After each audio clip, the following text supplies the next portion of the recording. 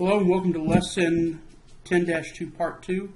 Very short bit of notes for you to go through. We've been talking about arithmetic sequences and series. Remember we talked about in the last lesson about basically finding that counting difference and having a uniform counting difference that helps you go from one term to the next. So if we were to find, we're talking today about the sums of the sequences. There is a simple formula for the sum of a finite arithmetic sequence.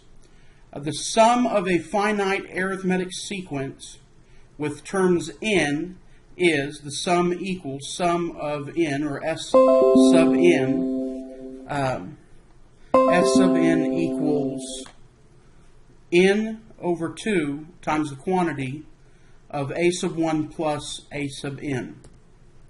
So, for example, find the sum of 1 plus 3 plus 5 plus 7 plus 9 plus 11 plus 13 plus 15 plus 17 plus 19. You could sit there and you could add them all up, or you could simply take the formula. There are how many terms there? Well, using my laser pointer, 1, 2, 3, 4, 5, 6, 7, 8, 9, 10. So I have a sequence. I have the first 10 terms of the sequence. Okay? So there are 10 terms of the sequence divided by 2 times 1 plus 19.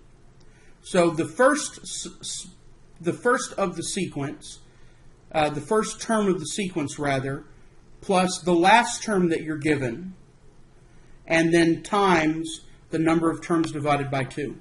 So rather than adding 1 plus 3, which is 4, plus 5, which is 9, plus 7, which is 16, plus 9, which is 25, so on and so forth, you can just simply use this little formula. You take the number of terms you're given, divide it by 2, and multiply it by the first term plus the last term. And you pretty much got it done.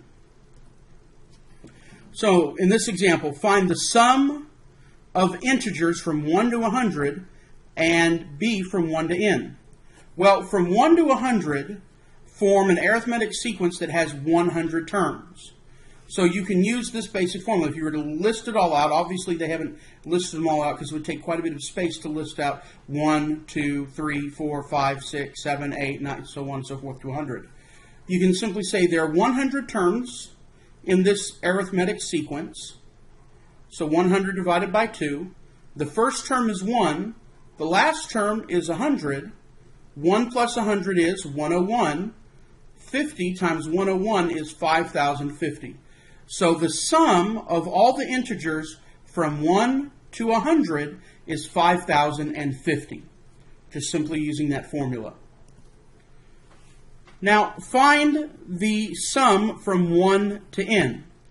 Well, from 1 to n, assuming that you're counting up by 1, you go 1, 2, 3, 4, 5, 6, so on and so forth to n. Well, you're going to have n number of terms, and your last term is simply going to be n. So you would have n over 2 times quantity 1 plus n. Now, in theory, if you wanted to, you could distribute the n over 2 through to have n over 2 plus n squared over 2, or to have n plus n squared over 2, but this is just as fine as well. Find the 150th partial sum of the arithmetic sequence, 5, 16, 27, 38, 49. For this, we can use the formula we used in the last one, which basically is the standard format, standard equation for an arithmetic sequence that has, of course, the common difference. So the first term is 5. The difference is 11 because from 16 to 5 is 11. From 27 minus 16 is also 11. 38 minus 27 is also 11. So the difference is 11. So the formula is a sub n equals 5 plus 11 times the quantity n minus 1.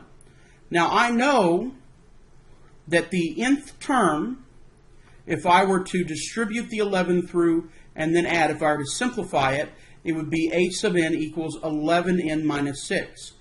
If I were to plug in 150 for that, the 150th term of that sequence then is 1,644. So then if I were to want to add up all the first 150 terms, I would use the formula that we just learned, that the sum of the first 150 terms, S sub 150, is the number of terms, which is 150, divided by 2. The first term of the sequence is 5, and the last term is 1,644. Add, multiply, divide, and the partial sum is 123,675. Okay, so in this problem we used both the formula from the last lesson, that is finding the general form for an arithmetic sequence. Remember, if it's an arithmetic sequence, it has a common difference. I find the difference, start with the first term plus difference times n minus 1. That's my formula. Distribute the difference through, so I would basically find what this equation was. Then I found what the 150th term was, and use the new equation, add the first and the last term, multiply it by the number of terms, divide by 2, and you're done.